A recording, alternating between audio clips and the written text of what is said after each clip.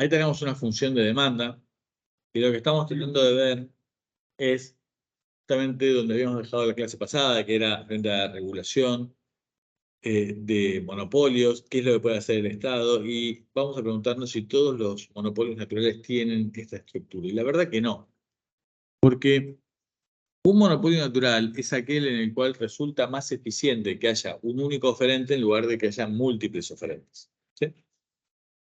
¿Y cómo vamos a comparar eso? Mirá, en el gráfico que ustedes tienen ahí es evidente que si hay una empresa y fabrica 8 unidades, esas 8 unidades las puede hacer a un precio de 30, no incurriría esta empresa en pérdidas, y si hubiera otra empresa con la misma tecnología, no habría manera que esta otra empresa pueda hacer las cosas mejor que ella. ¿Sí? ¿Por qué? Porque si las dos empresas son iguales, lo mejor que podríamos hacer eventualmente es distribuirnos el mercado entre los dos. ¿Sí? Y fíjense que esta empresa que está, la incumbente, la que ya está en el mercado en este momento, tiene costos medios decrecientes. Con lo cual, si él en lugar de ofrecer 8 unidades fabrica menos de 8 unidades, lo va a hacer un costo medio más alto. ¿Sí? Con lo cual, cualquiera sea la oferta de la otra empresa lo va a hacer a un costo unitario más alto.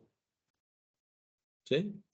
Y para la sociedad, esos 8 millones de unidades serían provistos a un costo unitario más alto. Es decir, no podrían ofrecerse a ese precio. Con lo cual resulta más conveniente que haya una empresa que ofrezca 8 millones de unidades a 30 pesos que haya dos empresas que ofrezcan una menor cantidad cada uno y que lo hagan para no incurrir en pérdidas a un costo unitario más caro. ¿Ok? Ahora, vamos a suponer que nosotros tenemos una función de costos medios que es así, va bajando, bajando, pero empieza a subir. Y sube, tiene el mínimo por acá. ¿Sí? Esta que yo estoy tratando de hacer tiene el mínimo antes. ¿Sí? Tiene el mínimo por acá. ¿Sí? Y ahí después empieza a subir. Ahora, si nosotros fabricamos estas cantidades, lo podríamos hacer sin incurrir en pérdidas, pero si nosotros fabricáramos la mitad, lo haríamos a un costo unitario más caro. ¿Sí? Esto también sería un monopolio natural, pero no sería con costos medios decrecientes como los que estamos viendo acá. ¿Ok? Entonces vamos a recuperar un poco esto que estamos diciendo, y tiene que ver con la determinación de si esto es o no es un monopolio natural, y ese es el primer ejercicio que ustedes tienen en la guía. ¿Sí? Ustedes tienen en la guía, cuando vayan a la guía práctica, en la guía práctica ustedes tienen todos estos temas y decimos, determinación de si esto es o no es un monopolio natural. Y para eso, ¿qué es lo que hacemos? Lo que hacemos es, lo que acabo de hacer yo recién, igualamos el precio con el precio que es la demanda con el costo medio, y nos fijamos cuánto es lo máximo que podría ofrecer esta empresa sin incurrir en pérdidas, y comparamos eso con la situación donde la empresa que está fabrica, por ejemplo, la mitad de las unidades y la otra mitad de las unidades la fabrica otra empresa. Si yo fabrico la mitad, la otra empresa va a fabricar la otra mitad y lo vamos a hacer a un costo unitario diferente. Si el costo unitario es más bajo con dos empresas, ¿qué conviene? ¿Una empresa o dos empresas?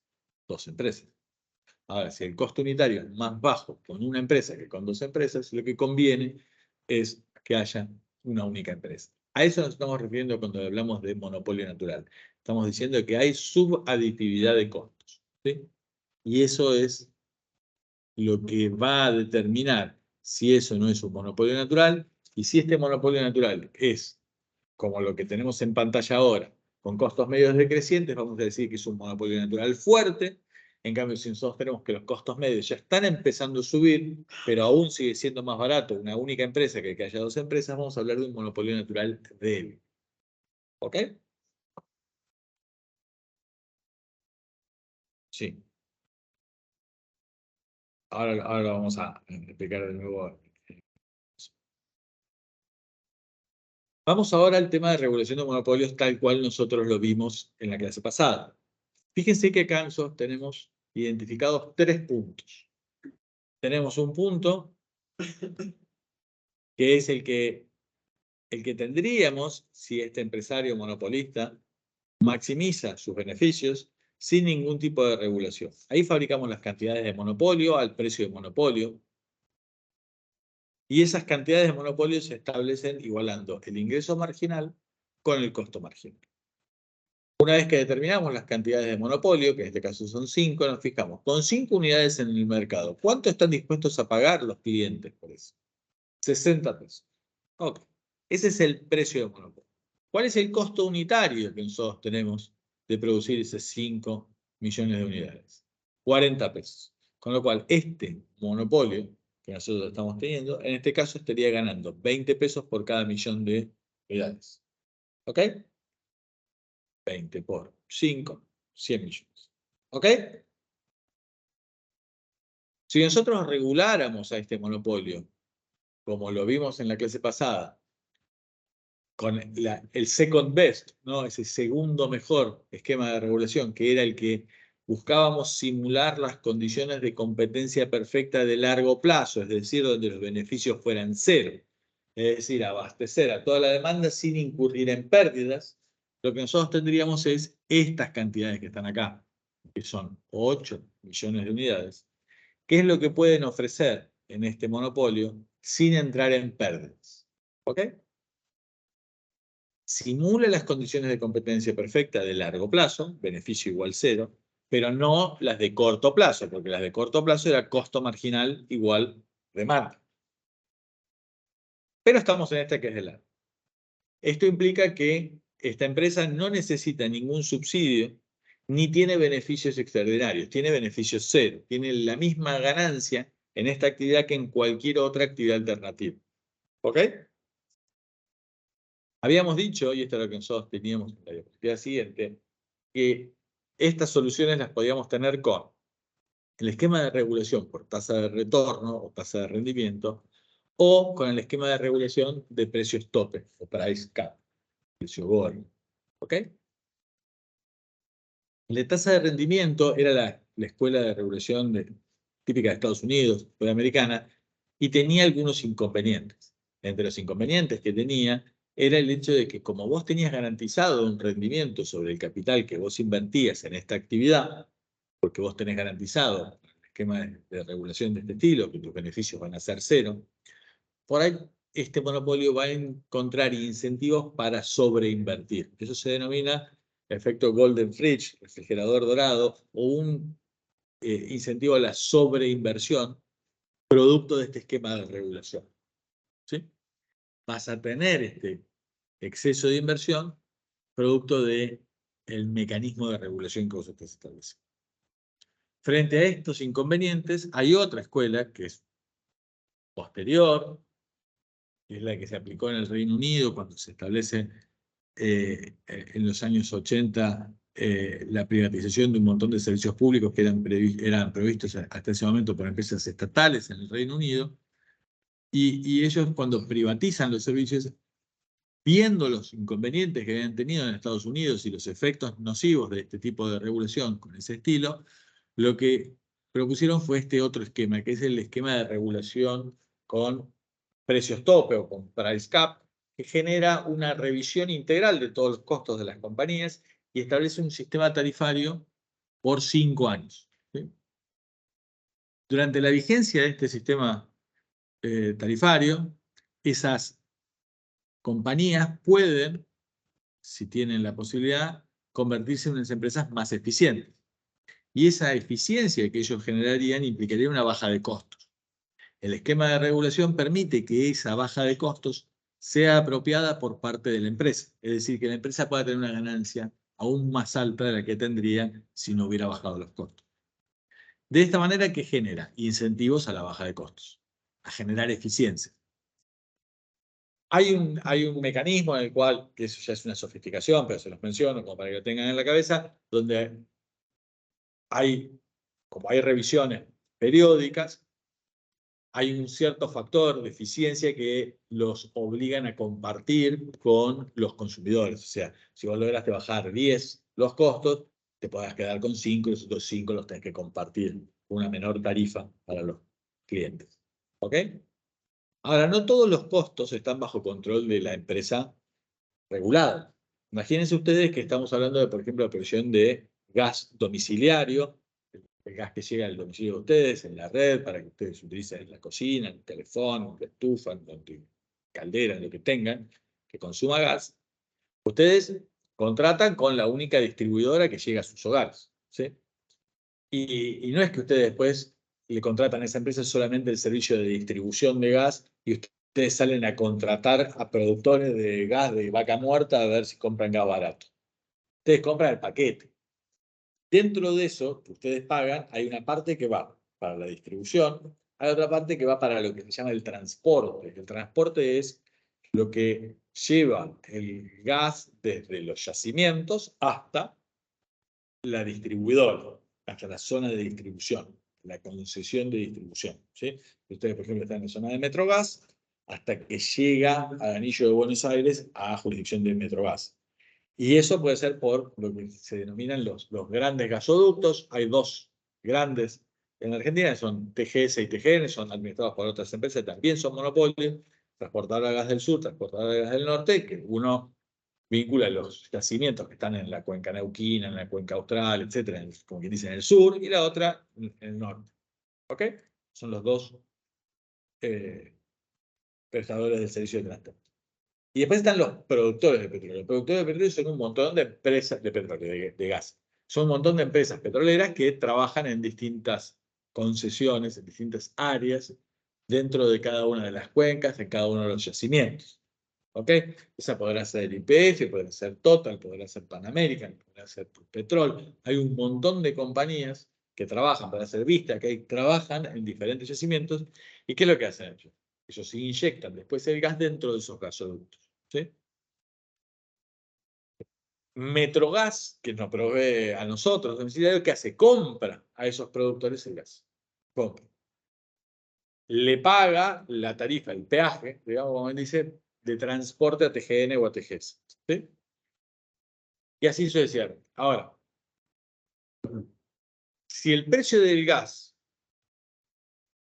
lo compra de manera más eficiente o menos eficiente, sí tiene lógica. Ahora, hay veces que los precios, por ejemplo, están fuera de su control, porque, por ejemplo, no alcanza el gas interno y hay que importarlo y demás. Entonces,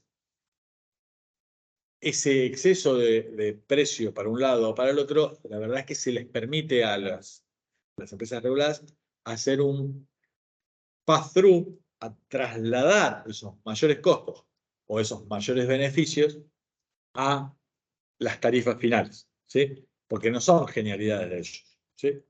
De la misma manera que si vos tenés que hay otros costos que pueden estar fuera del control de las licenciatarias, como puede llegar a ser un aumento en un impuesto o una disminución en un impuesto, eso también tiene que trasladarse de manera directa a la tarifa. ¿Ok? Ahora, si son ganancias en eficiencia, producto de inversiones que ellos hacen y demás, eso sí se lo pueden apropiar. ¿Sí? Este es el esquema. ¿Sí? Entonces, vos tenías en el esquema de regulación, y yo les estoy explicando todo esto aún a sabiendas de que en la Argentina hoy está suspendido, entonces la lógica de funcionamiento es diferente, pero estamos yendo hacia un proceso de normalización. ¿Sí? De hecho, están levantando gran parte de los subsidios en estos días para algunos de los usuarios y demás. La lógica tiene que ver con eso, con retribuir por los costos de cada una de las etapas, porque lo que es un monopolio no es la producción de hidrocarburos, lo que es un monopolio es la distribución. Entonces, esa es la parte regular. ¿Ok? Bien, una vez que entendemos eso, venía justamente esto y había un esquema de tarifa que hay, como le dije, quinquenalmente, es una revisión integral, una revisión quinquenal de tarifas donde se vuelven a revisar eso. Ese es el marco normativo que, en el caso del gas y en el caso de electricidad, está por ley, que regula a los monopolios que brindan los servicios en estas etapas reguladas y que es lo que está sujeto a estos esquemas de regulación con, de alguna manera, ganancias de alguna manera reguladas por el Estado, por entes que después van y verifican y auditan lo que estas compañías hacen. ¿Sí? ¿Estamos? Al mismo tiempo, estos esquemas de regulación también implican ciertas conductas que tienen que cumplir las empresas, y entre esas conductas tienen ciertas lógicas, también obligaban en su momento a que estas fueran empresas con cotización en el mercado de capitales. ¿Para qué? Para que la estructura de costos y demás fuera pública. Tuvieran que reportar a los accionistas y estuvieran en el marco de una contabilidad y una información más transparente. ¿Sí? ¿Por qué es importante? Porque si yo tengo una empresa regulada y esta empresa regulada puede llevar y firmar contratos con una empresa vinculada a ellos, pero no regulada, tranquilamente podría agarrar y contratar más caro o más barato, beneficiando a alguno de los accionistas. ¿Sí? Imagínense ustedes, tenemos una compañía que yo soy el socio principal, pero no el único socio. Y yo agarro y digo que tengo que contratar este servicio, que lo que sea, a una empresa mía que está por fuera y que me sale muy caro, me sale millones.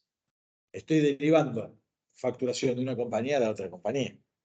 Obviamente, por un lado, los reguladores tienen que evitar ese tipo de prácticas y están prohibidas, está penado y no es admisible que una empresa regulada se contrate a sí misma y hay limitaciones respecto de lo que puede llegar a estar pasando cuando hay conflictos de intereses en este sentido, hay intervenciones, hay esquemas de regulación, pero al mismo tiempo también hay un tema de protección a los socios minoritarios que yo tengo. ¿Sí? Entonces, este esquema de gobierno lo que tiende a tratar de hacer es de transparentar todo esto como para evitar ese tipo de abusos. ¿Ok? ¿Y esto por qué? Justamente por todo esto que estamos diciendo, que puede llegar a dar lugar a que yo digo, no estoy teniendo ganancias, pero la estoy trasladando las ganancias a una empresa vinculada a mí y le traslado a los clientes finales estos mayores costos con la protección de una regulación estatal. ¿Está? Para evitar eso es que se generan todas estas mecanismos. Y se busca que haya entes reguladores que tienen que agarrar y controlar y auditarme a mí. ¿Ustedes qué pondrían de regulador? ¿Pondrían de regulador a alguien que sepa de la industria o a alguien que no tenga idea de la industria?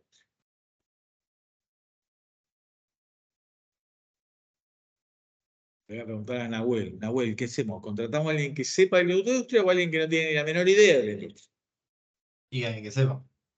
Es alguien que sepa. ¿Y de dónde saco a alguien que sepa de la industria? De la industria. Y lo contratamos. Ok, lo contratamos. ¿Lo contratamos por los siglos de los siglos? No, le ponemos un cierto periodo.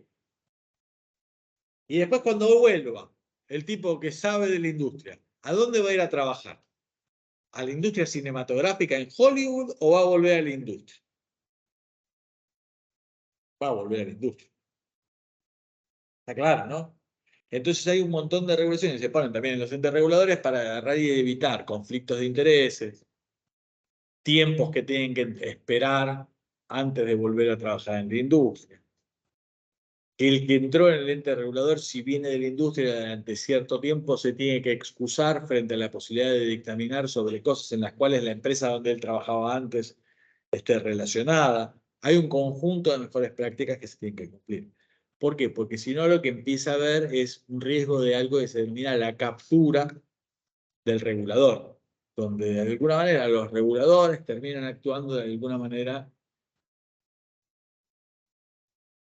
en connivencia con la propia industria en detrimento del objetivo que tenía que tener.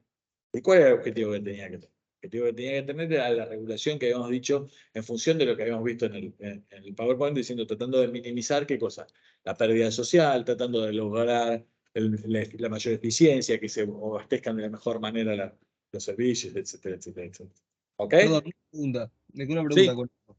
En base a eso que está diciendo, ¿cuál es el incentivo de una empresa a meterse en ese ámbito, en ser un monopolio donde únicamente abarata los costos y gana poco más? Bien, acá lo que vos tenés es, para empezar, ¿cuáles son los incentivos de una empresa para meterse en una industria regulada? ¿No? Bueno, como todo es un negocio. Entonces hay gente que se dedica a fabricar caramelos y hay gente que se dedica a proveer el servicio de distribución de gas. Son industrias. ¿Sí? Bueno, el de la venta de caramelos depende enteramente de mi funcionamiento. El de la provisión de gas también es un negocio, funciona, es súper interesante y tiene ciertas reglas que yo tengo que cumplir. Y entre esas reglas es aceptar este marco regulatorio. Si no me gusta, me puedo dedicar a la fabricación de caramelos u otro tipo de industria. ¿Sí? ¿Por qué me dedicaría a esto? Bueno, mirá, si en los caramelos se gana más que en la de distribución de gas, ¿a cuál voy a ir? A la de caramelos. Bueno, me tendrán que dar una ganancia lo suficientemente interesante como para que alguien me venga a proveer el servicio, ¿no? Porque si no, no tengo el que me provee el servicio. ¿Ok? Entonces, esa tasa regulada tiene que ver con los rendimientos que tiene la economía y con el rendimiento que se fija, esa tasa de retorno, ese rendimiento asegurado que le estamos dando a las compañías, en función del marco regulatorio, tanto en el de tasa de retorno como en el de price cap, hay un rendimiento del capital invertido, ¿sí? Porque para fijar esa tarifa gorra, que ese precio gorra que se pone, ese price cap que vos ponés, ese price cap implica un rendimiento del capital invertido. ¿Ok? Bien, entonces vos le asegurás una ganancia. ¿Ok? En general, las reguladas tienen una tasa de ganancia relativamente equivalente. Equivalente, ajustada ¿por qué? Por el riesgo. Y se supone que una industria regulada en un país normal y demás tiene menos volatilidad porque es un negocio asegurado, tiene menos volatilidad que otras industrias que dependen mucho del turismo, dependen mucho del clima, de esto, del otro, de más allá. Entonces, como es menos volátil, va a tener un rendimiento en general más acotado y más bajo que el promedio del mercado, pero asegurado. ¿Okay? Entonces, habrá incentivos para que haya tipos que se dediquen a esta industria y habrá inversiones para esta industria. ¿Ok? Eso después algunos pues lo mirarán, nosotros en algún momento, lo tienen ustedes en la bibliografía, pero nosotros ya no lo usamos, el tema del cálculo del costo promedio ponderado del capital, donde se ajusta, hay métodos, WACC y demás, y donde se ajusta por riesgo esto, justamente como para tener en cuenta que no todas las actividades, esto cuando digo, me voy al aula de frente o vengo del aula de frente porque gano lo mismo, ajustado por riesgo, ¿sí? Evidentemente, ustedes saben que hay algunas industrias que tienen mucho más volatilidad y que son más riesgosas y otras que son más seguras. Bueno, entonces el rendimiento va a ajustarse por riesgo. ¿Ok? Bien. ¿Cuál es el incentivo que tiene el tipo en bajar los costos? En que se apropie de parte de los beneficios. En el otro, el incentivo era, de alguna manera, si yo no me puedo apropiar de estos beneficios de bajar los costos, ¿por qué los voy a bajar? ¿Está? Y si esto es provisto por una empresa que va con el otro mecanismo de regulación, el de la escuela francesa, el de precio igual costo marginal, esta empresa tendría una pérdida. Como tiene una pérdida, me van a dar un subsidio. Y como me van a dar un subsidio, tampoco tenemos tantos incentivos para bajar los costos. ¿Está claro? Hay incentivos, hay problemas, generan dificultades de gestión, dificultades de conflictos de intereses, ¿sí? Dificultades de que otros agarren, mirá, el Estado te tiene que dar 100 de subsidio. Bueno, yo te doy 100 de subsidio y te voy a dar en lugar de 100 de subsidio, te voy a dar 110 de subsidio. Bueno, bueno, estos 10 que te di de más, me gustaría que los apliques de esta manera, que contrates a estas cosas. Da lugar a un montón de discrecionalidades. Lo mismo que también da lugar a un montón de discrecionalidades el hecho de gestionarlo de manera directa por el propio sector público, que genera ciertos problemas. En general, estos esquemas de regulación que van al de precio igual costo marginal, que implican una pérdida y por ende la necesidad de un subsidio permanente por parte del presupuesto público, tienen también menos incentivos a ser más eficientes en las inversiones. ¿Sí? ¿Por qué? Porque de alguna manera no importa tanto los costos, porque total lo paga otro que no es el accionista. ¿Sí? Generan estas inconveniencias. En finanzas públicas también se estudia que cuando los gestionan de manera directa las agencias gubernamentales, en general tienden a más que maximizar los beneficios, como haría una empresa, y tratar de maximizar los beneficios, en algunos casos implica bajar los costos de operación. Del lado de las agencias públicas, a veces lo que tratan de hacer es de maximizar el presupuesto, ¿sí?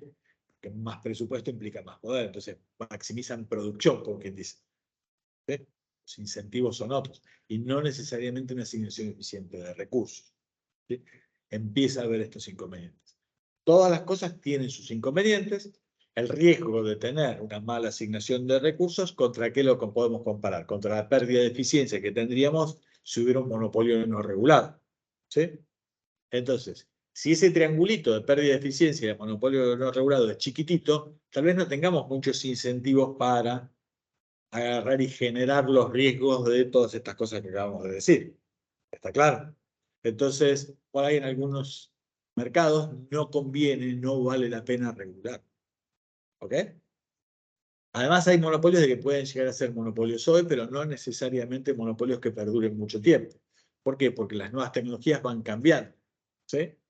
¿Está claro? O sea, antes de que Telegram tuviera el peso que tiene hoy, la posición de WhatsApp era aún más dominante. ¿Sí? Y alguien podría decir es un monopolio. alguien le podría molestar o no. Alguien podría tratar de obligarlos a desinvertir o no. Esto en su momento fue discusión en otro tipo de partes de las industrias tecnológicas, ¿sí? En algún momento hubo una guerra por los browsers, por los navegadores. ¿Ustedes qué navegador de Internet utilizan? Vos usás Chrome. ¿Algún otro? En general ustedes utilizan Chrome, ¿no? En Argentina es el mayoritario por escándalo. En general, en los celulares utilizan el que viene con la solución de celular que ustedes tengan. Entonces, aquellos que utilizan Android, en general utilizan Chrome, aunque pueden utilizar otros. Y aquellos que usan iPhone utilizan Safari, aunque pueden usar otros. Y ya no hay más hoy, ¿sí? Esto es lo que hay, son las soluciones en general que tenemos. Pero hay otros browsers, ustedes saben que hay, ¿sí? En su momento, cuando empieza Internet, los primeros navegadores, Microsoft empieza tarde con Internet, las computadoras, el sistema operativo dominante es Windows, era Windows, sigue siendo Windows, y había otro marginal que era el de Apple, pero era marginal, totalmente macOS, muy, muy, muy marginal. Con lo cual, el sistema operativo mayoritario era Windows. Y la navegación por Internet, como los de Windows no habían hecho demasiados esfuerzos, empieza a haber algunos otros navegadores, en particular uno que se llamaba Netscape y demás. Y empieza a haber otros navegadores. Entonces, Microsoft reacciona frente a esto y dice, yo soy el jugador más grande de sistemas operativos, voy a aprovechar y me voy a apalancar en mi sistema operativo y voy a integrar el navegador dentro del sistema operativo, porque las computadoras son computadoras, pero sobre todo son computadoras valiosas en tanto y en cuanto estén conectadas. Si la computadora no está conectada, es mucho menos útil. ¿Y alguno de ustedes se imagina una computadora que no esté conectada? ¿Les serviría para ustedes? No, es como decir, ni siquiera me importaría tener una computadora. No, sí me importa, pero es como que es mucho menos útil. Entonces dice, el futuro es acá, hay que ponerlo cosas, y yo quiero tener mi propio navegador. Y ellos sacan el Internet Explorer, que fue el primer navegador que yo. Y lo meten adentro del servicio. Y empiezan a barrer a Netscape del camino. Y las sacan del mercado. Entonces hay juicio y demás, y obligan a Microsoft a abrir esto y a permitir que haya otros navegadores. Y que no hicieran abuso de esa posición dominante de mercado para implementar esto de manera monopólica y meterse en el mercado de esa otra forma, ¿sí? Ahora, eso que lo hicieron y que lo obligaron a desinvertir puso en riesgo muy fuerte, tuvieron multas muy importantes y fue una situación de mucho riesgo para Microsoft. Después vino Chrome, que lo puso Google y se metió, ¿no? Y se metió, no pidió permiso, ¿sí? Y hoy por hoy es el navegador más importante. Pero al mismo tiempo hay posibilidades de que haya otros y hay irrupciones tecnológicas que de pronto empiezan a desafiar a las soluciones anteriores. Entonces, en algún punto es una discusión de cuál es el rol del regulador, hasta dónde debe regularse esto en situaciones que pueden llegar a ser consideradas de mayores monopolios, ¿sí? Entonces, en algunos casos, en la publicidad, por ejemplo, Google, sus principales ingresos, ¿en dónde están? ¿De dónde sacan los ingresos de Google? ¿Ustedes le pagan a Google? ¿Usan Google? ¿Usan el sistema operativo de Google? ¿Y el sistema operativo de Google se lo cobra a los que usan? No, tampoco. ¿De dónde sacan la plata Google? Gran parte de publicidad, de ads, Google Ads. ¿Y de dónde recopilan esa información? De las búsquedas que ustedes hacen, de las búsquedas que ustedes hacen en las distintas plataformas, de lo que usan ustedes de Gmail. Google hizo algo revolucionario, que fue agarrar y decir, che, no borres más los mails. Antes borrábamos todos los mails. Dejamos de borrar los mails. ¿Ustedes borran los mails? No. Salvo que se llene mucho la casilla en algún punto allá lejos, ¿no? Pero al principio tenías que diariamente vaciar la casilla, pero se te llenaba. Se te llenaba la casilla. No podías esperar. No te entraban los mails, te rebotaban. Y ellos agarran y dicen, no puedes dejar todo. ¿Por qué dejar todo? Porque querían ver qué es lo que hacíamos. Subime todas las fotos que quieras, todas. Che, tagueame, así te ayudo a buscar a tus amigos de acá. Tagueame a este, tagueame al otro. Y empezaron a trabajar para qué? Para face recognition. El uso de inteligencia artificial, dentro del uso de inteligencia artificial, tiene diferentes estrategias. Una de ellas es la estrategia supervisada, donde vos tagueas parte de los datos e identificás estos datos como tal cosa. Entonces, yo ya sé que estas fotos pueden o no ser de Agustina, pero yo no sé si es de Agustina o no. Pero si vos me las tagueás, agarrás y me decís que son de Agustina. Entonces agarro y empiezo a fijarme y empiezo a aprender cada vez más de todas estas cosas les permiten a la empresa de tecnología ir aprendiendo. Lo mismo a Facebook. Empieza a aprender patrones de conducta, qué cosas nos gustan, qué cosas no nos gustan. ¿Qué tantos segundos nos quedamos mirando Instagram? Viste que cuando te quedás, uy, me quedé mirando un videíto de gatitos. Chao. Todos son de gatitos. ¿No? ¿Qué pasó? Yo no le dije a nadie nada. Todo de gatito. Todo de perro. Es tremendo. No puedes quedarte un segundo mirando que el algoritmo empieza a saber ese tipo de cosas. El teléfono empieza a saber y te dice, che, escúchame, pero mañana va a ser frío, fíjate, ¿no? Te empieza a decir todo ese tipo de cosas. ¿Por qué? Porque ves tu conducta, ves lo que haces, a dónde viajas, a dónde no viajas. Y a partir de eso te genera mejores propuestas de valor. ¿Cómo te genera mejores propuestas de valor? Preguntando esto. Y ahí, y ellos han hecho, hicieron con el tema de Google, viste, cuando vos buscas en Google, los primeros resultados son en función de publicidad. Y tienen algunos esquemas de publicidad también que estaban al costado y te generan publicidad. Y ellos testearon en su momento, allá lejos de ese tiempo, porque al principio en el modelo de negocio de Google no estaba claro cuando lo crearon. Y se preguntaron, che, ¿qué es lo mejor que podríamos hacer? Y cuando se preguntaron qué era lo mejor que podríamos hacer, dijeron, nuestro modelo de negocio va a ser así, así, así, así, y nunca vamos a hacer publicidad en la búsqueda que hacemos nosotros. Porque queremos que la búsqueda, lo que conceptualmente guió a los que crearon el algoritmo de búsqueda de Google, que fue muy superior a lo que estaba vigente en ese momento, fue seguir la lógica de papers académicos y demás. Entonces dice, mira, nosotros lo que tenemos que buscar es que sea el mejor buscador, el más eficiente, y si nosotros metemos publicidad, eso va a ser negativo. Entonces dijeron, lo vamos a hacer. Pero después, había que monetizar esto, había que monetizar la empresa, había que, dijeron, bueno, probemos con publicidad. Y después fueron a buscar y fueron a testear, che, la gente está más satisfecha con las búsquedas que hacemos, con publicidad o sin publicidad, y lo testearon. ¿Y ustedes qué prefieren? ¿Ustedes qué creen que prefieren?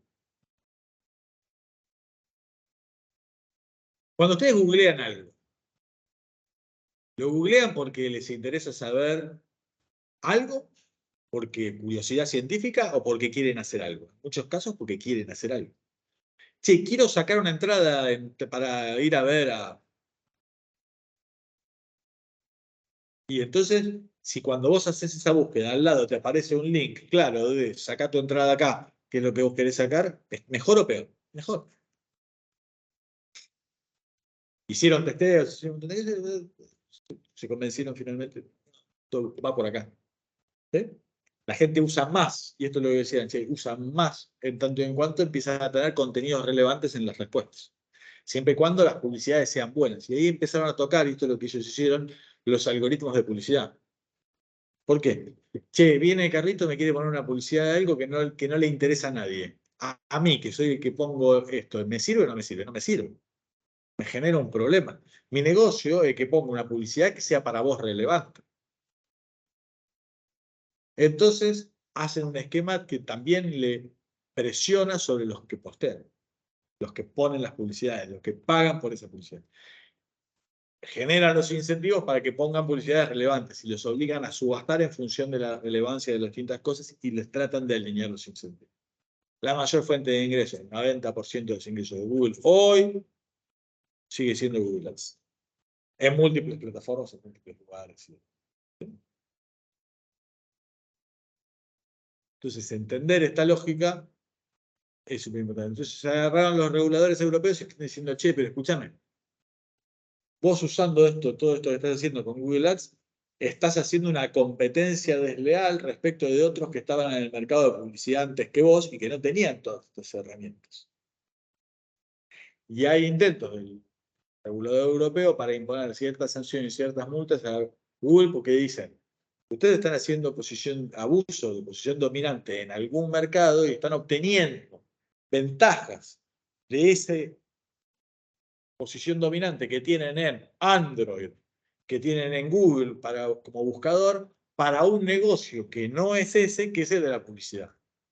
Y eso está generando una competencia desleal en el mercado de publicidad. Bueno, son discusiones. de hasta qué punto vos podés correr de un lado al otro y empiezas en discusiones, multas, etcétera, etcétera. ¿Ok? Pero tiene que ver con esto. Y la posición de la Unión Europea va para un lado, la posición de Estados Unidos es otra. ¿Sí? Porque esto es transitorio. Es transitorio porque así como Google ahora es el genio de las búsquedas, antes no estaba y había otro que era el genio de las búsquedas, se llamaba Yahoo. Era el genio de las búsquedas, era el número uno, se había llevado puesto en todos los buscadores anteriores y era el más eficiente. Y de pronto vino uno y le ganas.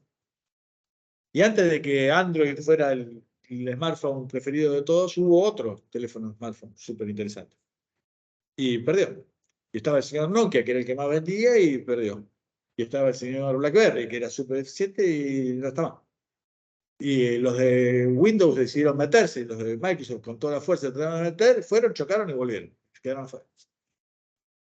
No, bueno, dice, y la verdad es un tema transitorio. Existen ciertas cosas durante un cierto tiempo y después vendrá un nuevo producto y lo superará.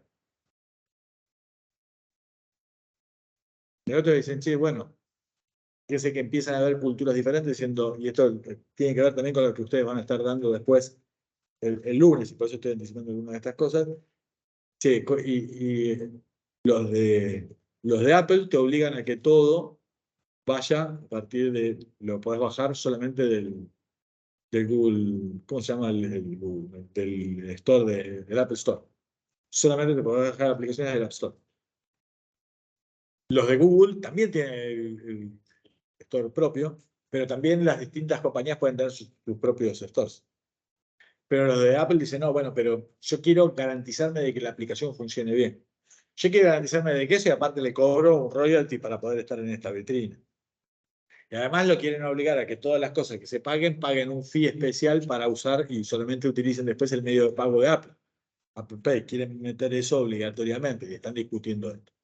Y son discusiones donde se empiezan a cruzar los negocios, tratando de apoyar uno con otro. En general, hablan de generación de ecosistemas. En el camino hay o no hay ciertos monopolios dentro de ciertos mercados. Y lo que estábamos viendo recién de teoría de los monopolios es más fácil de ver con la producción de agua potable en tu casa, ese lo entendemos todos, es fácil de entender. Ahora, en estos otros tecnológicos es mucho más sutil y empieza a haber un montón de mayores discusiones y empieza a haber grises más importantes. Y empieza a ser también mucho más difícil de auditar. Porque en cualquier pueblo, por más grande o más chico que sea, podemos agarrar y discutir y ver qué es lo que hizo la cooperativa eléctrica. Eso lo podemos hacer. Mirá. Ahora, si vos sos el gobierno X y tenés que ir a auditar a cómo funciona el algoritmo de Google, te quiero ver. No vas a aguantar un round. No tenés ni la tecnología para poder hacer. ¿Sí?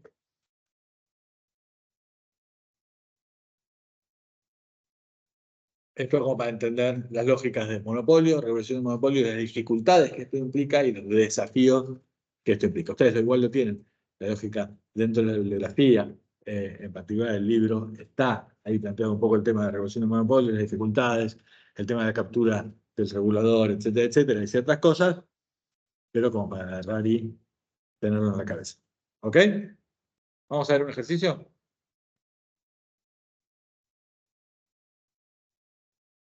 ¿Estoy compartiendo con ustedes el ejercicio o no estoy compartiendo nada?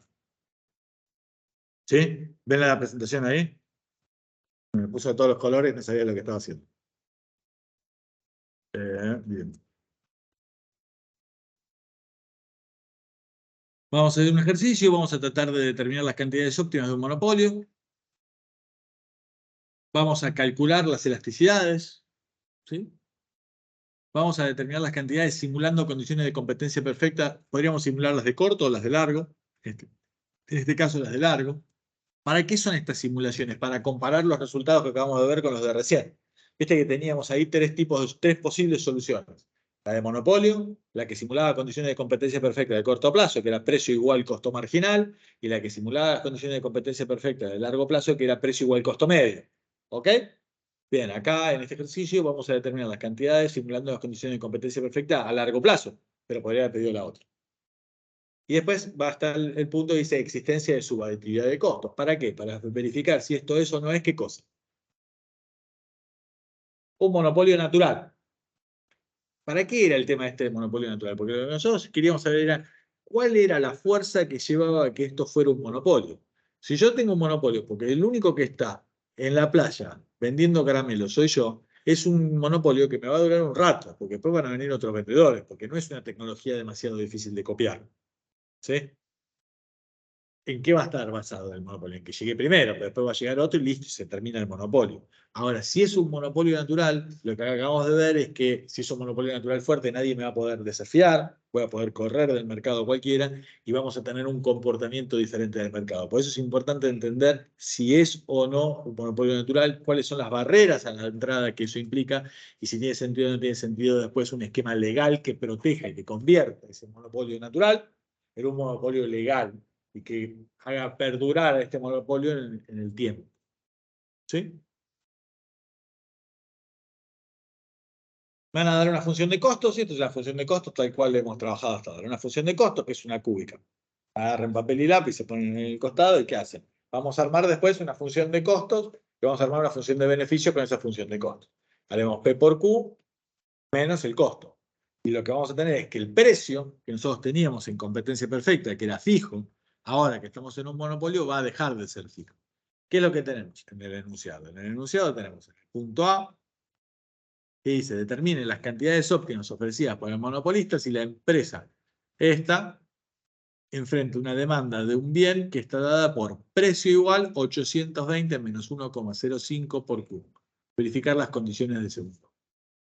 Esta es la función de demanda. En realidad, objetivamente hablando, en algunos libros, en algunos textos, en algunas partes de la guía mismo, nosotros decimos, no es la función de demanda esta es la función de demanda inversa.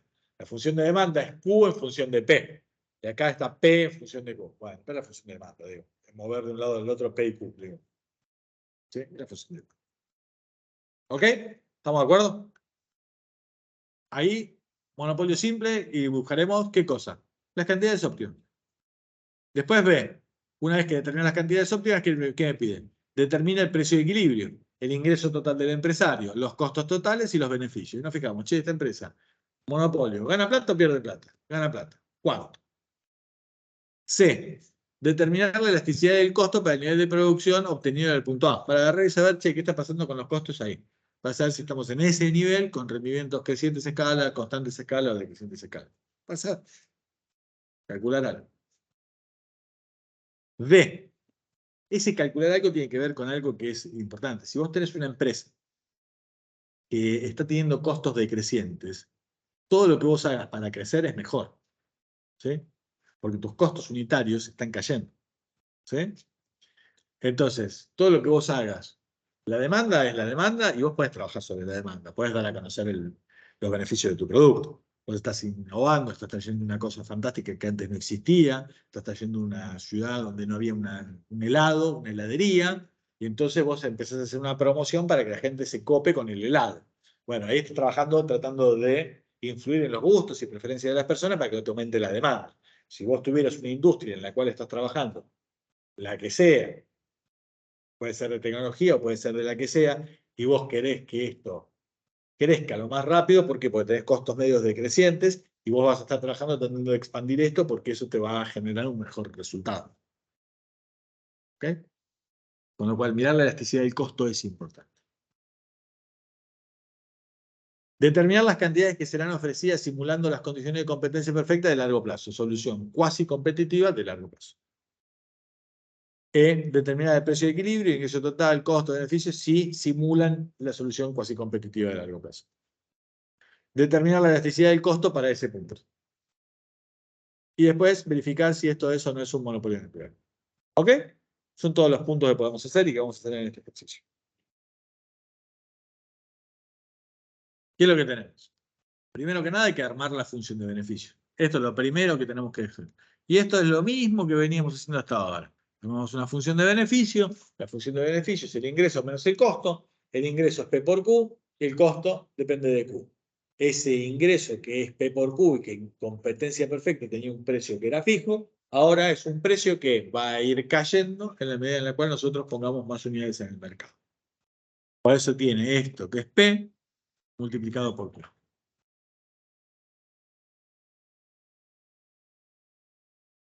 Menos la función de costo. Y una vez que hacemos eso, ¿qué hacemos? Maximizamos. Cuando maximizamos, ¿qué hacemos? Derivamos la función de beneficio respecto de Q Q es la única variable, hacemos la derivada y vamos a igualar la derivada igual a 0.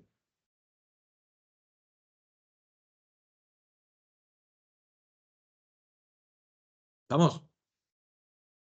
¿Qué tenemos? La derivada del beneficio será el beneficio marginal. Ahí no le pusimos ese nombre, pero es eso, ¿no? Es el beneficio generado por la última unidad vendida. ¿Sí? Ese beneficio marginal que nosotros tenemos va a ser igual a ¿qué cosa? El ingreso marginal menos el costo marginal. ¿Qué es el ingreso marginal? La derivada del ingreso. ¿Qué es el costo marginal? La derivada del costo. ¿Cuánto me da?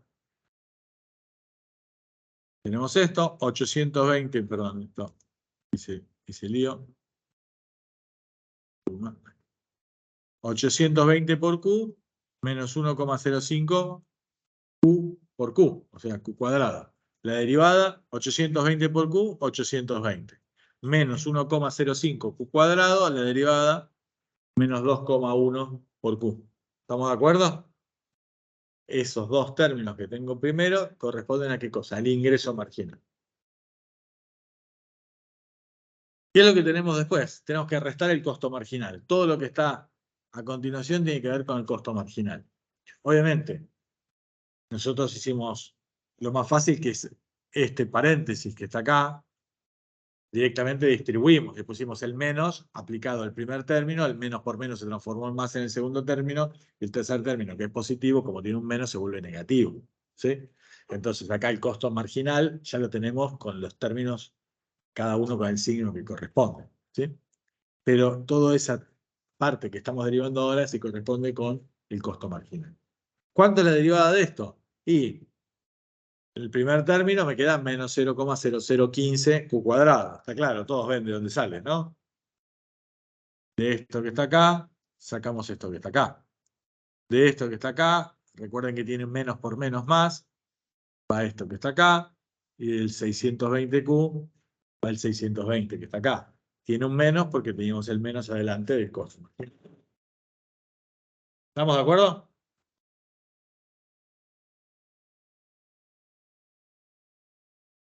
¿Alguna duda? Una vez que tenemos esto, reordenamos y ¿qué buscamos? Buscamos la solución de esto que tenemos que buscar acá. Esto es bastante simple. Tenemos la cuadrática y esta cuadrática tenemos que buscar los ceros. ¿Cómo buscamos los ceros? De la misma manera que siempre. Ordenamos A, B, C. Llamamos el primer término A, al segundo B, el tercero C. Y una vez que hacemos esto, ¿qué hacemos? Menos B más menos raíz cuadrada de B cuadrado menos 4C sobre 2A. O con la calculadora se pueden sacar las raíces. Sacan las raíces y obtienen esto.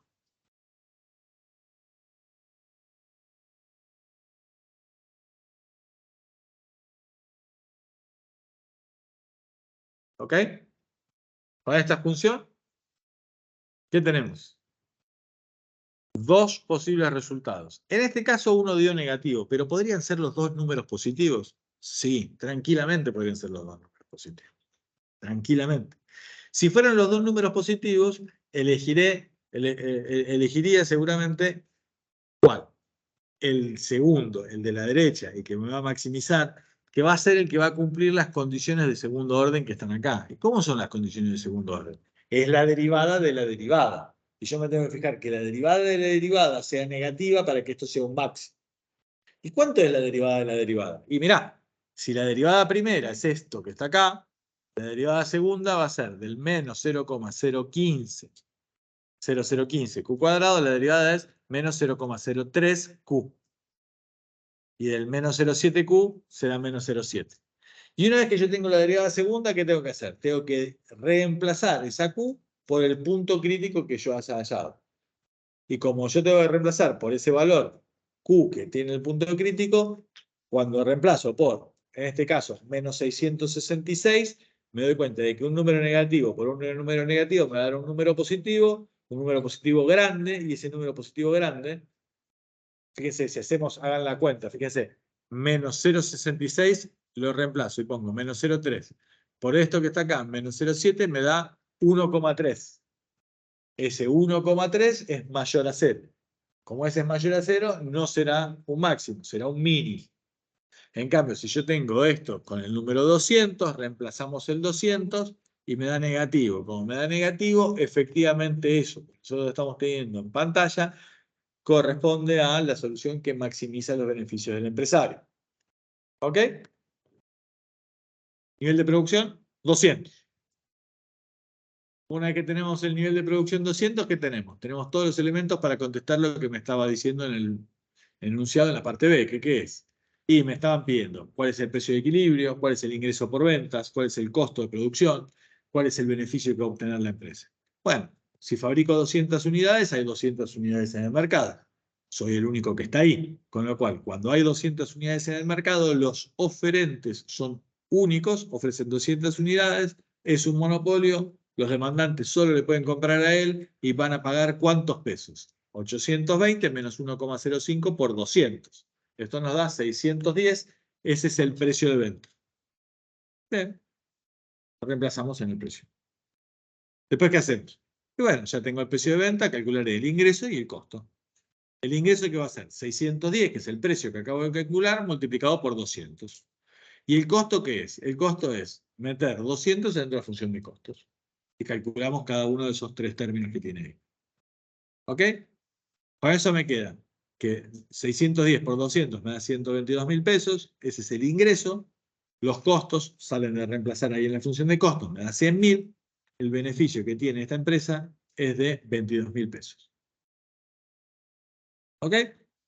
Esa es la resolución del empresario monopolista que actúa libremente, maximizando sus beneficios sin ningún tipo de regulación. Cuando fabrico esto, ¿cuál es la elasticidad del costo? Me piden en el punto C. Y bueno, ¿cómo calculamos la elasticidad del costo? La elasticidad del costo es, como cualquier elasticidad, la derivada de esa función respecto a la variable que vos querés calcular por la variable sobre la función. Si yo estoy haciendo la función de costos, es la derivada de la función de costos respecto a la variable por la variable sobre el costo. La derivada de la función de costos respecto a la variable se llama costo marginal, porque el costo depende de las cantidades. Y cuando hago Q sobre C es lo mismo que hacer 1 sobre el costo medio. ¿Sí? Ahí lo que tenemos nosotros cuando miramos la elasticidad del costo es costo marginal sobre costo medio. ¿Ok? Costo marginal sobre costo medio. ¿Y cómo calculamos eso? Y ponemos los valores. Ponemos los valores de la derivada del costo respecto de Q, que es el costo marginal, que es eso que tienen ustedes entre paréntesis, lo multiplican por Q y lo dividen por la función de costos. Bárbaro. ¿Y después qué hacemos? Ponemos 200 donde dice Q. Ponemos la calculadora y le pedimos que nos calcule los valores. ¿Cuánto es eso? 400 por 200 sobre 100.000.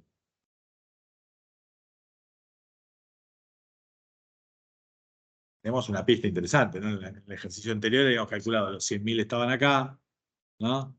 Teníamos algunos elementos que nos ayudaban. Entonces hacemos 400 por 200 sobre 100.000 y eso nos da 0,8, menor a 1. Eso significa que el costo, cuando aumenta un 1% de producción, aumenta en 0,8. Aumenta menos que proporcionalmente. Los costos aumentan menos que proporcionalmente de lo que está haciendo la producción. ¿Eso qué significa? Significa que nosotros tenemos rendimientos crecientes a escala. La elasticidad del costo es la inversa de la elasticidad de la función de producción. La elasticidad del costo es 1 sobre la elasticidad total de la función de producción. ¿Se acuerdan que lo habíamos visto? Si es 0,8, eso implica que, vamos a ver, si es 4 quintos, ¿no? 0,8 es 4 quintos. Significa que la elasticidad de la función de producción respecto de los factores productivos será 5 cuartos.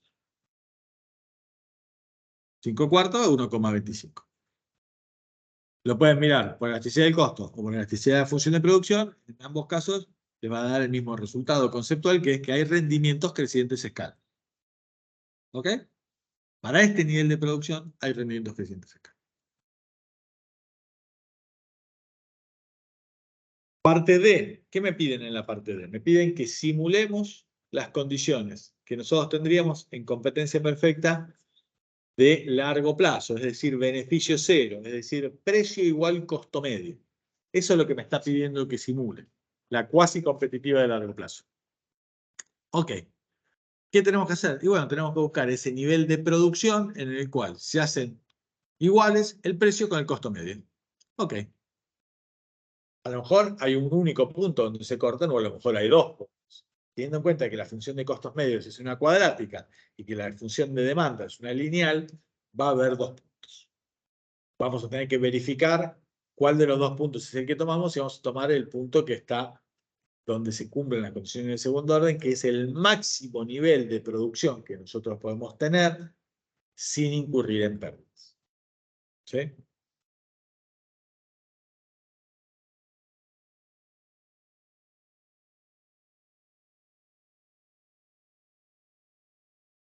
Bien. ¿Qué hacemos? Agarramos y calculamos y ponemos el precio igual costo medio. ¿Para eso qué hacemos? La función de demanda ya la tenemos, calculamos la función de costos medios. La función de costos medios es la función de costos sobre Q. Bien, no es muy difícil. Dividimos por Q. Dividimos por Q y me da esta función de costos medios que estamos viendo ahí. 0,0005 Q cuadrado menos 0,7 Q más 620. ¿Estamos de acuerdo?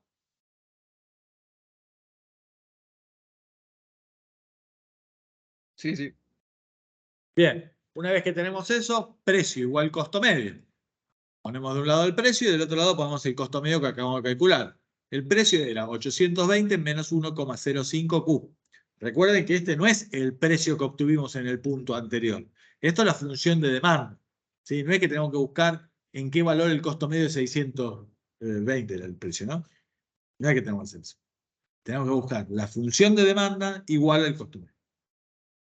Escribimos eso y una vez que hacemos eso ya es bastante fácil. Lo único que tengo que hacer es despejo igual a 0 y me da una cuadrática. Una vez que despejo igual a 0 y me da la cuadrática, después vamos a verificar la condición de segundo orden.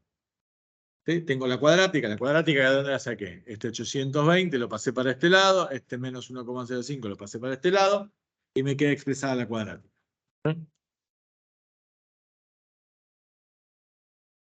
Yo hice eso, que lo mandé de izquierda a derecha, en la diapositiva hicimos al revés, pasamos de izquierda a derecha, está bien, es lo mismo.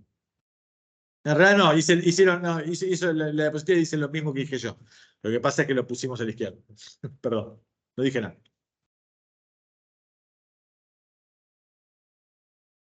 Bien, ponemos esto, juntamos y ahora calculamos los valores. Me dan dos valores, menos 1000 y 372. Obviamente que no va a ser menos 1000, ¿no? Nosotros sabemos que en economía no tenemos, no usamos, nosotros en economía, viste, usamos nada más que el primer cuadrante. Somos el cuadrante de los números positivos, somos felices ahí. Una a favor teníamos que tener, ¿no? Bueno, no, esa no va a ser la de la derecha. Igual vamos a verificar las condiciones de segundo orden. Sí, decime.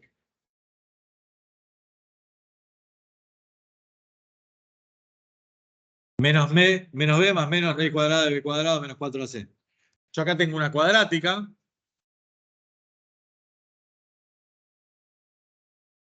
Yo acá tengo una cuadrática igualada a 0. Busco cuáles son los ceros, cuáles son las raíces, cuáles son los valores de Q que hacen 0 esa función. Son dos valores. Cuando Q es menos 1000 o cuando Q es 372. Son esos dos valores. ¿Ok? Y acá, ¿cómo lo calculan? Calculadora que en algunos casos la tienen. Y si no es en la calculadora, hacen lo que acabamos de decir. Menos b más menos r cuadrado sobre 2a. Despejan y les da que el valor óptimo es 372,84. Con ese valor 772 verifican las condiciones del segundo orden, verifican que esté pasando esto. La derivada de la demanda es negativa, la otra es negativa, pero más grande, se verifica.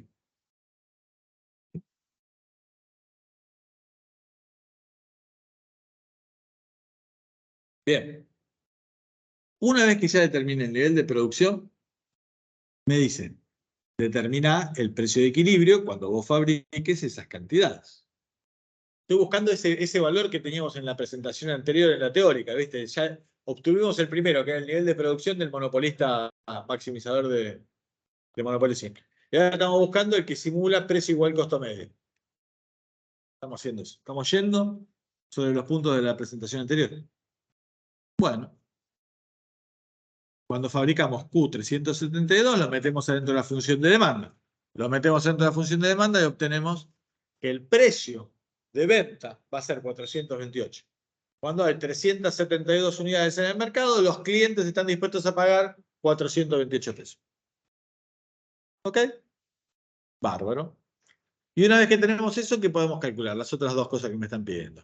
Che, ¿cuál es el ingreso por ventas y cuál es el costo? ¿Y cuánto es el ingreso por ventas? 428 por 372. Ok, eso es 159.769,40. ¿Y cuál es el costo? Metemos la producción esa dentro de la función de costos y me tiene que dar el mismo valor. Usted tiene que poner los valores y le tiene que dar. ¿Por qué? Porque la solución cuasi competitiva de largo plazo tiene que simular las condiciones esas, que es que beneficio sea cero. Con lo cual el resultado era cantado. Me tenía que dar beneficio cero. Si no me da cero, es que hice algo mal. Está claro, ¿no? Bien.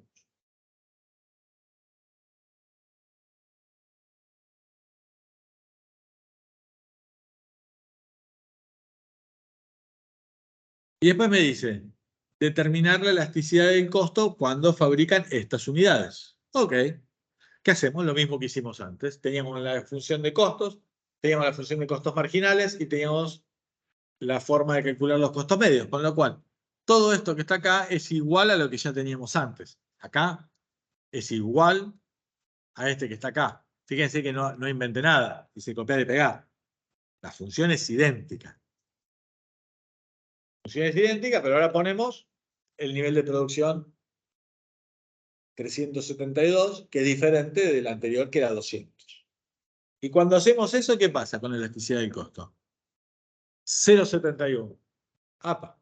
0,71, 0,71. O sea que la elasticidad de la función de producción es todavía más grande. Antes era 0,8. ¿Se acuerdan?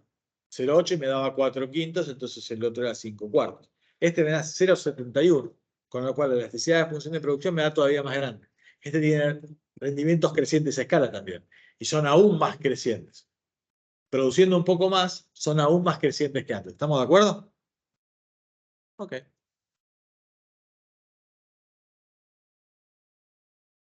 Después me dicen, ¿hay o no hay monopolio natural? Y ya tenemos una intuición, ¿no? ¿Qué nos dice la intuición? ¿Esto va a ser o no va a ser monopolio natural? ¿Ustedes qué creen? ¿Que sí o que no? ¿Va a ser monopolio natural o no va a ser monopolio natural? Le voy a decir a Rocío que prenda la cámara y me conteste. Rocío o Tomás. Le voy a dar la chance de que alguno esté en el baño. Vamos. Hola Rocío, ¿cómo andás? Estoy Muy del bien. teléfono. Lo Estás en el escucho bien. teléfono, no hay Sí. ningún problema. Contame, esto, ¿para vos qué es? ¿Es un monopolio natural o no es un monopolio natural?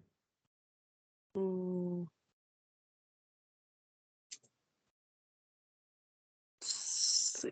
Podés creo que escribirle por WhatsApp a Tomás, pedirle auxilio, ayúdame, decirle, Tomás, ayúdame. Escribís por WhatsApp, aprovechá que está con la cámara apagada y le preguntás. Ay, no escucho nada. Creo que no. Tomás, ¿la podés ayudar? Pobre, se está ahogando. Yo creo que Vamos, sí, Tomás. ¿Vos creés que sí? ¿Por qué? porque tiene rendimientos crecientes. Tiene rendimientos crecientes. Y si tiene rendimientos crecientes, ¿por qué decís que va a ser un monopolio natural?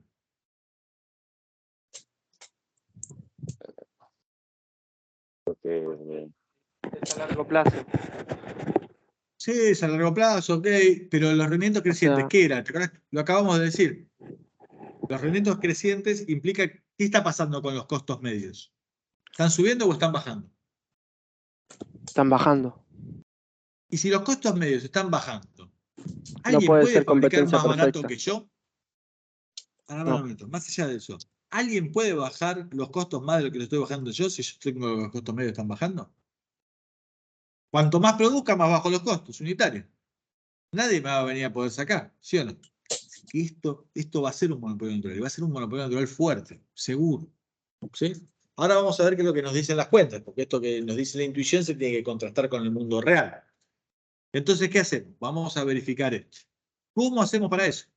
Lo que tenemos que comparar es esto que acabamos de decir. ¿Es más eficiente o más ineficiente que haya una empresa? Entonces, eso es lo que tenemos que verificar cuando miramos si hay o no hay subjetividad de costos. Y esto implica que el costo medio de una empresa tiene que ser menor que el costo medio de dos empresas. Y si el costo medio de una empresa es menor que el costo medio de dos empresas, diremos que es más eficiente y que esto es un monopolio natural. Ahora, lo que tenemos que hacer es calcular esto para qué nivel de producción. Para el máximo nivel de producción que puede ofrecer una empresa sin entrar en pérdidas. O sea que lo que tenemos que hacer primero es precio igual costo medio. Por suerte ya lo acabamos de hacer, con lo cual la cuenta la tenemos hecha. Precio igual costo medio.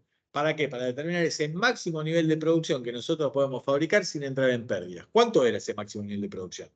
Lo acabamos de sacar. ¿Cuánto nos daba?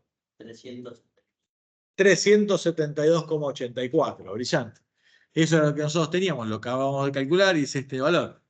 Lo acabamos de calcular en el punto D. Cuando nosotros fabricamos 372,84, alcanzamos el máximo nivel de producción que puede fabricar esta empresa sin tener pérdida. Ok. Vamos a suponer ahora que tenemos la posibilidad de comparar lo que sería con una única empresa fabricando las 372 unidades o con dos empresas que fabriquen cada uno la mitad. ¿Por qué voy a fabricar con cada uno la mitad? Porque voy a suponer de que si hay dos empresas en el mercado y las dos tienen la misma estructura de costos, lo más eficiente sería que cada uno fabrique la mitad, ¿sí? Como para comparar de manera simple y sencilla. Y agarramos y decimos, mirá, el costo medio de fabricar 372 unidades lo ponemos ahí y ya lo teníamos calculado. Es 428,52. Ese es el costo unitario. Sí, ¿y cuánto es el costo unitario de fabricar la mitad? Y mirá, ponemos en lugar de 372, vamos a poner 186 en cada lugar donde diga Q en la función de costos medios. Lo ponemos en la calculadora y decimos, calculame eso. Y cuando me lo calcula me dice que eso da 506 pesos. Es decir, si yo tengo una empresa, esa empresa va a tener un costo unitario de 428. Ahora, si yo le digo a esa empresa, no, vos fabricá la mitad, que la otra mitad la va a fabricar Jorge, que es el que acaba de llegar, el costo unitario de cada una de las dos empresas, que van a tener estructura de costos idéntica, porque estamos suponiendo que sigue estando disponible la tecnología, no es que le digo que el segundo tiene que tener una peor tecnología, digo, con la misma tecnología para ambos, el costo unitario es 506, es decir, es más caro. Con lo cual, ¿qué conviene? ¿Que haya una empresa o dos empresas? Uno. Entonces, verificamos la existencia del monopolio. ¿Está claro? Una vez que sabemos que esto es un monopolio natural, podemos verificar si esto es un monopolio natural fuerte o un monopolio natural débil. ¿Cuándo va a ser un monopolio natural fuerte? Cuando los costos medios están cayendo. Y los costos medios están cayendo cuando la elasticidad del costo, ¿sí? Cuando la elasticidad del costo es menor a 1. ¿Sí? Y lo tenemos acá que se verifique. Esto es un monopolio natural fuerte. Y va a ser un monopolio natural débil cuando la elasticidad del costo es mayor a 1. Tiene que ser monopolio natural, ¿eh? Si no, no. Y va a ser un monopolio natural. ¿Sí? La otra forma es mirar qué está pasando con el costo medio para producir ahí y calculamos la derivada del costo medio. Esta es la otra forma de calcularlo, que la estamos poniendo ahí para que ustedes lo vean.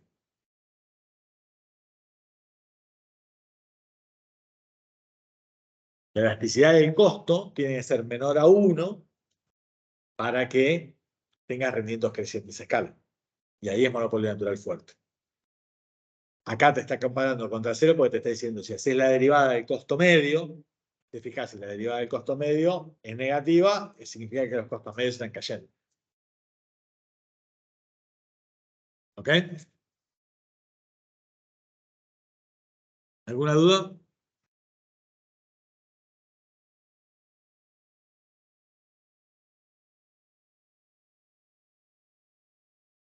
Acá hay una diapositiva siguiente que está puesta.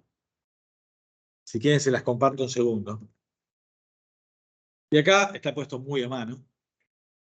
Se las comparto un segundo. ¿Qué es lo que tiene esto? Fíjense, tiene una función de costos, tiene una función de demanda, Y dice, che, si nosotros tuviéramos que simular las condiciones cuasi competitivas de corto plazo, ¿qué hacemos? Y igualás el precio con el costo marginal. ¿Y qué sería igualar el precio con el costo marginal? Y poner la función de demanda y igualás el costo marginal. Nada más que eso. ¿Y qué hacer? Y lo mismo que antes. Ponemos 820 menos 1,05 por Q igual al costo marginal. ¿Y después qué hacemos? Pasamos el 820 menos 1,05, lo pasamos al otro lado de la igualdad, despejamos, obtenemos las cantidades. Nos fijamos para esas cantidades, van a ser las cantidades más grandes, es 500, acá no están verificadas, pero es 500. Y cuando fabricamos 500 unidades, nos fijamos qué cosa. ¿Cuál es? Una vez que ya tengo las cantidades óptimas, verificamos cuál es el precio de venta. 295 es el que en este caso es el precio de venta. ¿Y cuál sería el ingreso por ventas que nosotros tendríamos si verificáramos, si simuláramos las condiciones de competencia perfecta de corto plazo? Y bueno, el ingreso sería 295 por 500. 195 por 500, 147.500 pesos. Bárbaro. Sí, ¿cuánto es el costo de producir esto? Y el costo de producir esto, 197.500, dice acá, en esta bellísima diapositiva. Y si esto es así, ¿cuánto dan los beneficios? Negativos, menos 50.000. Es decir, si nosotros le dijéramos a este monopolista, producí vos simulando las condiciones de competencia perfecta de corto plazo, ¿qué tarifa le tendría que fijar? 295 pesos. ¿Cuánto tendría que ofrecer?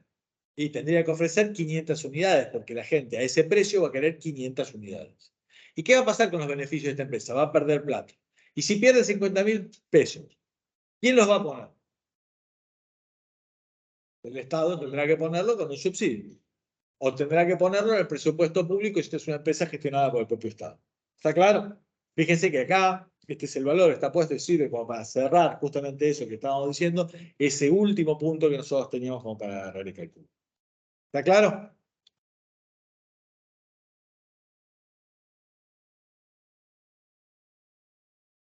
¿Dudas? ¿No debería también haber un costo fijo si es a corto plazo?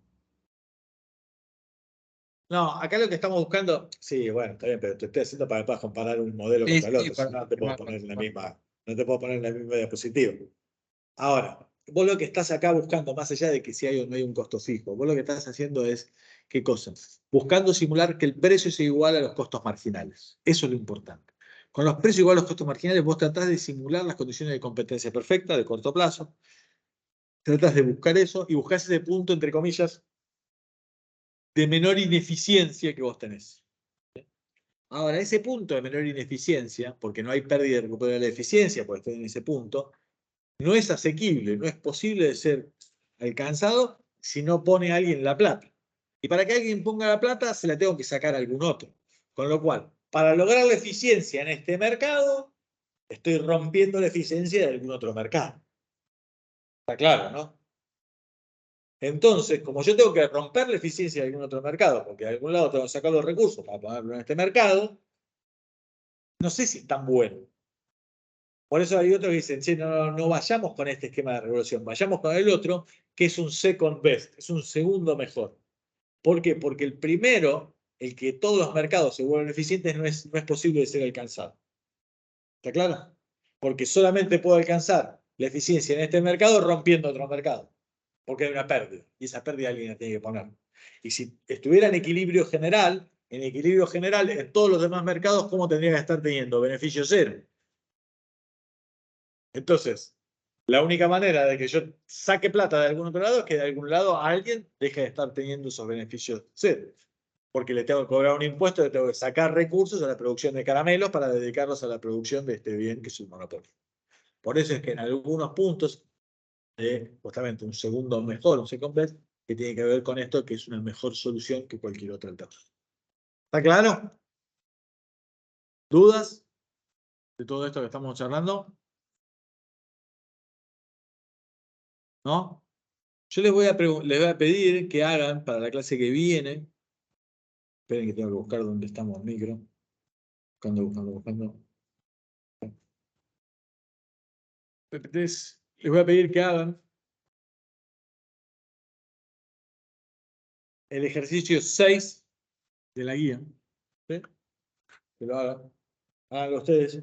Que después nosotros les vamos a dejar para que puedan ver la resolución. Ah, ya se lo dejaste. Ah, está bien.